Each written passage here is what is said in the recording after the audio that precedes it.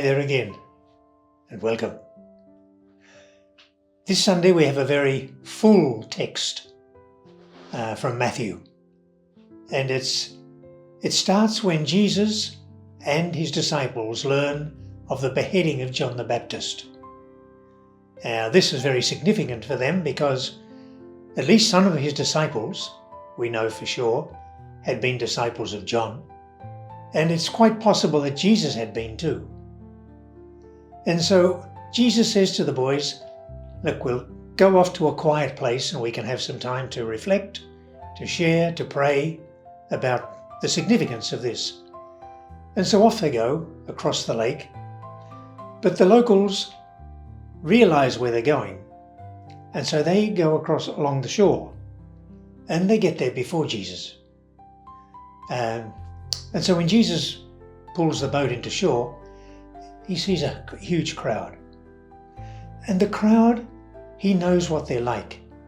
You remember a few weeks ago, Jesus looked around and saw his people, and they were harassed and dejected, like sheep without a shepherd. So here they were coming looking for something. They probably didn't know what. And so Jesus changes his plans. He says, these poor people, they're hassled by the Romans, the conquerors, and who got their soldiers everywhere. So the atmosphere is very unpleasant. And also they're being burdened with taxes to maintain the Roman army. And also their own religious leaders who are putting all their sort of faith in keeping the law are obliging them to keep the law to be good Jews. And so they're also dejected, which means they're sort of hopeless, helpless. They're down, depressed. And Jesus responds with compassion. He is moved with compassion. And he begins to teach them at length.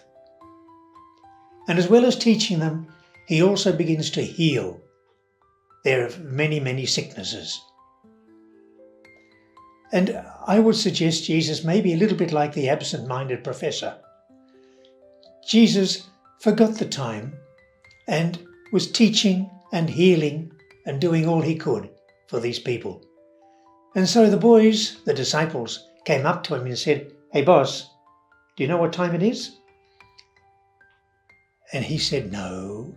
So he said, it's getting late. You better send them off to the various villages around to buy something for themselves to eat. And Jesus says, no, that's not necessary. You give them something to eat. And they look at him and they say, what? We've got 5 loaves and 2 fish. What's that amongst so many? And Jesus says, tell them to sit down on the grass. And then he calls for the loaves and the 2 fish.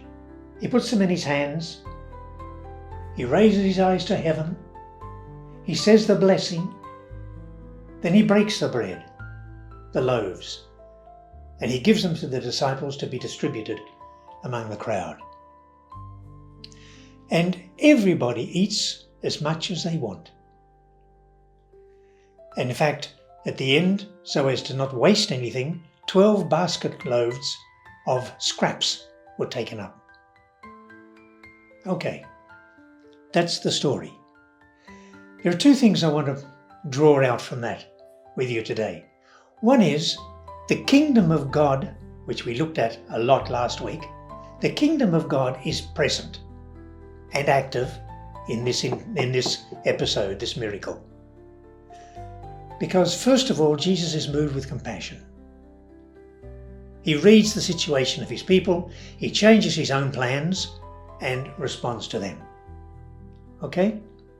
Secondly, Jesus not only teaches them, but he heals them. He sets them free. He restores their dignity, their ability to work, to relate, to be in family and community. He heals them. And then thirdly, everybody is invited to eat, and everybody eats and shares the bread. It's inclusion. So the kingdom of God that we've already looked at is very much present. But also in this text, there is a phrase that is repeated in all 4 versions. And believe it or not, this miracle is related in all 4 Gospels. John's the only one who extends a little bit with a whole dissertation on the bread of life afterwards. But all 4 have this, and all 4 have this phrase or sentence in it. Jesus took the bread, the loaves, and the fish. He raised his eyes to heaven. He said the blessing, and he broke the bread and gave it to be distributed to everyone. Now that's Eucharist. And all 4 Gospels have been very faithful in retaining that. It's gospel. And so Eucharist, the bread of life, the bread from heaven, is for the life of everyone. Everyone. And what a thrill it is today when I go to a parish from Sunday Mass, and there I see almost everybody coming forward to share the bread from heaven, to share in this bread of life. Yeah. God is present as bread, as nourishment for a harassed and dejected people. So 2 things today. The kingdom is present in this miracle of the multiplication of the loaves and the feeding of the 5,000. And number two, that symbolizes the Eucharist. It symbolizes the bread from heaven, bread for the life of the world. It symbolizes my body is real food and my blood is real drink. So when you go to Mass next Sunday, or some Sunday soon, just have a look at how many people share in that bread. How many people are nourished by the presence of the Lord.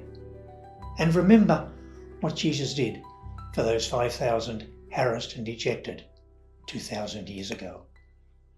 All right, bless you. Have a good week, and we'll see you next time.